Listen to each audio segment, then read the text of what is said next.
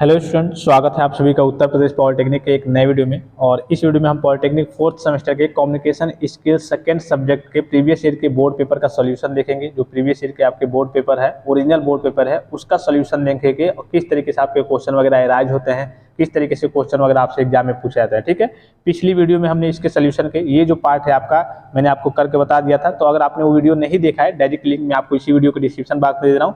ये पार्ट मैंने आपको करा दिया था। फिर आपका प्रीपोजिशन वाला पार्ट हो गया था, ये आपका फ्रेमिंग क्वेश्चन वाला पार्ट हो गया था, और तीसरा जो पार्ट है यहाँ से आपका बाकी था। ठीक है, तो यहाँ से हम देखेंगे। अगर आपने वो वीडियो नहीं देखा, ये काफी इंपॉर्टेंट है, तो लिंक मैं आपको इसका इसी वीडियो के डिस्क्रिप्शन बॉक्स में दे दूंगा। डायरेक्टली क्लिक करके आप इस पार्ट को देख सकते हैं, काफी इंपॉर्टेंट है। इसमें ये बेसिक सी चीजें हैं, कुछ बुनियादी चीजें मैंने आपको उसमें बताई है। फिर यहाँ से हमें स्टार्ट करना था। जो तीसरा क्वेश्चन है, ओरिजिनल बोर्ड पेपर का पीडीएफ है, यहाँ पे आपको दिख रहा होगा। पिछले वीडियो में मैंने आपको बताया था 1/7/2023 यानी कि 2023 का ये ओरिजिनल बोर्ड पेपर का पीडीएफ है। और इसी तरीके से यही सीक्वेंस होता है आपके एग्जाम में, इसी टाइप के क्वेश्चन पूछे जाते हैं। जैसे मैंने आपको पिछली वीडियो में, फर्स्ट वीडियो में सारी डिटेल में मैंने आपको इन्फॉर्मेशन दी है, उसको जाकर के आप जरूर देख लेंगे। ठीक है, तो तीसरे नंबर पे आपसे क्वेश्चन क्या पूछा जाता है, कंजक्शन के बारे में। ठीक है, कभी कभी डायरेक्टली इसका डिफिनेशन पूछा जाता है, कंजक्शन और इसके टाइप्स वगैरह डिफाइन कीजिए। तो बहुत रेयर केस में सारी चीजें पूछी जाती हैं। अधिकतर यही पूछा जाता है fill in the blanks type का, कि fill in the blanks with suitable conjunctions आपको यहाँ पे फिलअप करना होता है। देखिए पहला क्या दिया हुआ है कि ही रीच। देखिए सबसे पहले कंजक्शन होता क्या है, तो कंजक्शन का काम ही है ज्वाइन करना, यानी कि जोड़ना। जोड़ने के नाम, जैसे कि मान लीजिए कि आपने सुना होगा टॉम जेरी वाला। ठीक है, तो Tom Jerry are best friends. ठीक है, टॉम जेरी बेस्ट फ्रेंड्स है, तो ऐसा सूटेबल नहीं है। अगर वही कहें हम Tom and Jerry are best friends, तो यानी कि टॉम और जेरी जो है वो बेस्ट फ्रेंड्स है, तो ये सूटेबल है। यानी कि जो कंजक्शन होता है वो एक तरीके से जोड़ने का काम करता है। जैसे कि यहाँ पे दिख रहा होगा आपको, सबसे पहला यहाँ पे क्वेश्चन दिख लीजिए, ए पार्ट जो है कि ही रीच्ड। ठीक है, ही रीच्ड यानी कि वह पहुंचा, और dash dash dash the meeting had ended. Meeting खत्म होने के बाद वह पहुंचा, तो यहाँ पे हो जाएगा after. He reached after the meeting had ended, यानी कि मीटिंग जो है, मीटिंग मतलब बैठक खत्म होने के बाद वह पहुंचा, तो यहाँ पे आपका हो जाएगा आफ्टर। ठीक है, पहले वाले पार्ट में आफ्टर हो जाएगा।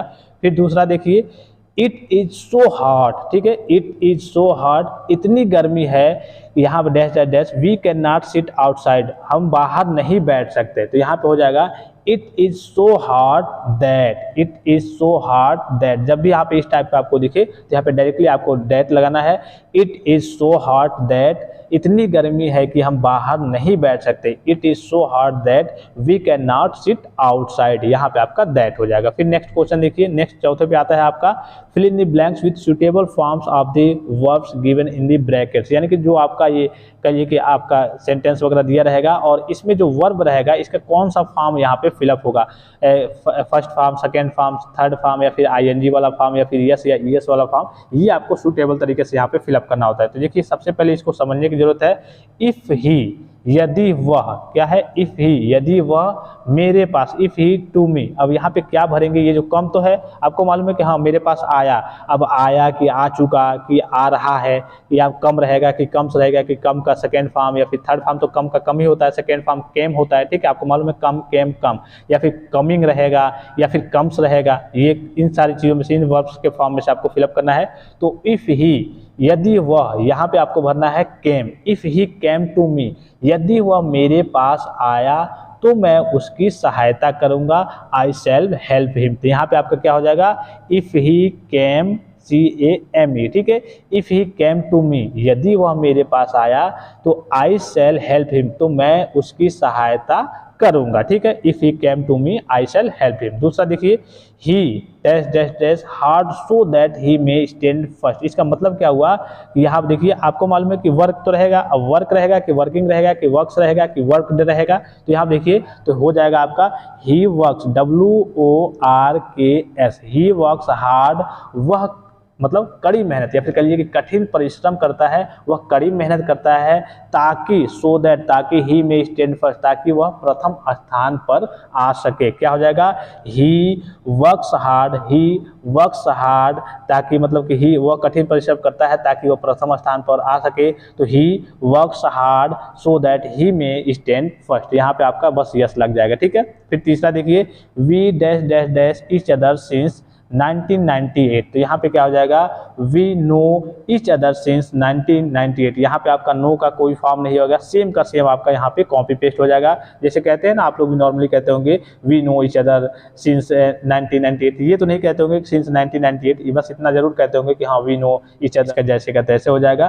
फिर देखिए यहाँ पे नेक्स्ट दिख रहा होगा डी वाला ऑप्शन, माई फादर। अब यहाँ पे कई तरीके से बन जाएगा, देखिए क्योंकि यहाँ पे कंस्ट्रक्शन जो दिया है, इसी फॉर्म को यहाँ पे आपको इसमें अलग से आपको कहिए कि जो हेल्पिंग वर्ब वगैरह हो गए, हैज, हैव, या फिर ये सब हैड वगैरह, ये सब आपको नहीं लगाना है। जो यहाँ पे आपको वर्ब के फॉर्म में दिया है, इसी का कहिए कि जो भी आपका आईएनजी फॉर्म होगा, या फिर यस या ईएस वाला फॉर्म होगा, या फिर third form, first form, second form होगा, वही आपको यहाँ पे सुटेबल तरीके से फिलअप करना होता है। तो यहाँ पे देखिए आपका हो जाएगा my father dash dash dash this house in 1990, यानी कि मेरे पिता ने, यहाँ पे हो जाएगा। अब यहाँ पे चूंकि कंस्ट्रक्शन यानी कि बनवाया, या फिर कहिए कि आपके पिता ने जो घर है या फिर मकान है उसको बनवाया, ठीक है। तो माई फादर, यहाँ पे कंस्ट्रक्शन की बात हो रही है, बनवाने की बात हो रही है, तो माई फादर कंस्ट्रक्टेड, यहाँ पे हो जाएगा CONSTRUCTED, my father constructed this house in 1990, यानी कि मेरे पिता ने 1990 में यह घर बनवाया था। कंस्ट्रक्टेड यानी कि बनवाया था। अब पास्ट की बात हो रही है, ठीक है, पास्ट की बात हो रही है कि हाँ 1990 में मेरे पिता ने यह घर बनवाया था। तो my father constructed this house in 1990, ठीक है, काफ़ी सिंपल है, काफ़ी आसान है। फिर यहाँ देखिए I dash dash dash the news just now, तो यहाँ पे बड़े सिंपल है कि मैं ये अभी मैंने यहाँ पे हियर की बात हो रही है, सुनने की बात हो रही है, तो आई हियर्ड, HEARD, आई हियर्ड मैंने सुना, द न्यूज इस समाचार को, जस्ट नाउ अभी अभी, मतलब कि मैंने अभी अभी खबर सुनी। तो आई heard the news just now, I heard the news just now, ठीक है। बस इसमें आपको कुछ बड़ा ही सिंपल सा होता है, इसमें बस आपको ये देखना होता है कहाँ आपका फर्स्ट फॉर्म रहेगा, जो कहिए कि वर्ब दिया है उसका सेकेंड फॉर्म रहेगा, या फिर थर्ड फॉर्म रहेगा, या फिर यस या ईएस वाला फॉर्म रहेगा, या फिर आईएनजी वाला फॉर्म रहेगा। बड़ा ही सिंपल होता है, इसमें आपको कुछ करने की जरूरत नहीं होती है, ठीक है।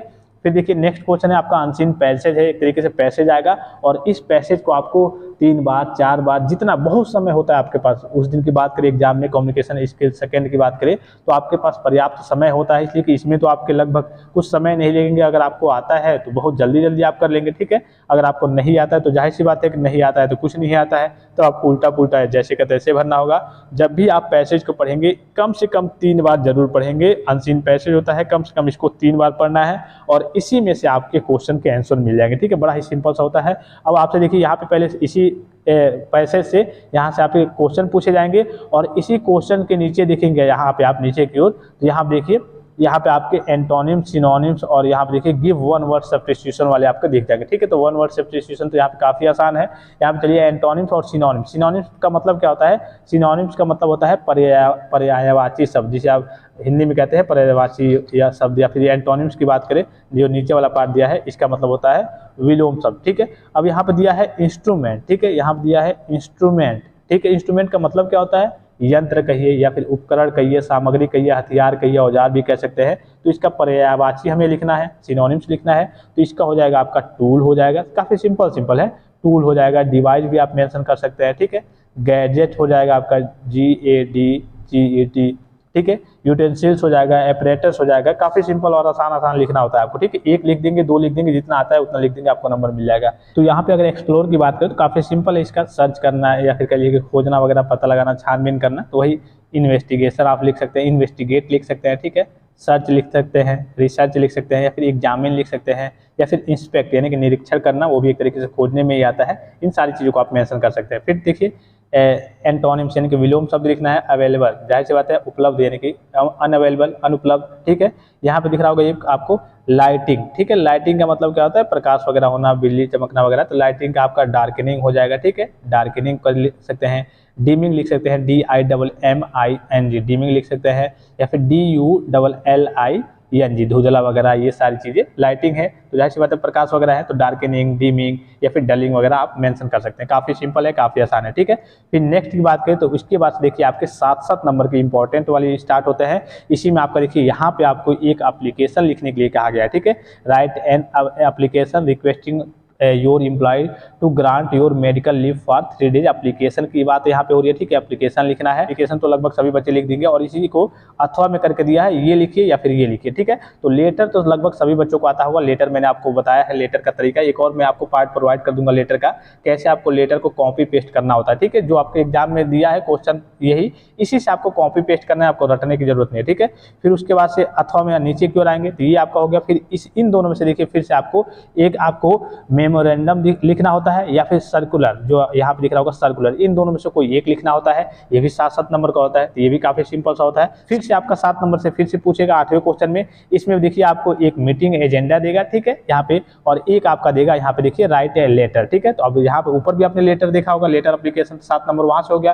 फिर ये आपका हो गया मेमोरेंडम, और ये आपका सर्कुलर हो गया, इसमें से कोई एक करना है। फिर यहाँ से आपको एक लेटर या फिर एक मीटिंग एजेंडा लिखना है, तो यही आपको लेटर लिखना है। और लेटर काफी सिंपल और काफी आसान सा होता है, तरीका मैंने आपको बता रखा है। एक और पार्ट में आपको प्रोवाइड कर दूंगा कि लेटर को कैसे कॉपी पेस्ट करना है आपको अपने एग्जाम में। आई होप कि वीडियो आपको इन्फॉर्मेटिव लगा होगा। इसके अलावा भी कोई जानकारी चाहिए तो आप कमेंट बॉक्स में कमेंट करके पूछ सकते हैं। और यहाँ पे ये जो पार्ट है, ये जो आपके शुरू के 3 क्वेश्चन दिख रहे होंगे, 2 क्वेश्चन, इसको मैंने आपको पिछली वीडियो में प्रोवाइड कराया था, इसका आंसर वगैरह उसको आप जरूर देख लेंगे कि इसका सोल्यूशन क्या है। इसका लिंक मैं आपको डायरेक्टली वीडियो के डिस्क्रिप्शन बॉक्स में दे दे रहा हूँ, ठीक है। और भी कोई जानकारी चाहिए तो आप कमेंट बॉक्स में कमेंट करके पूछिए। फिलहाल इस वीडियो में इतना, इजाजत दीजिए, धन्यवाद, थैंक्स फॉर वॉचिंग, मिलते हैं नेक्स्ट वीडियो में।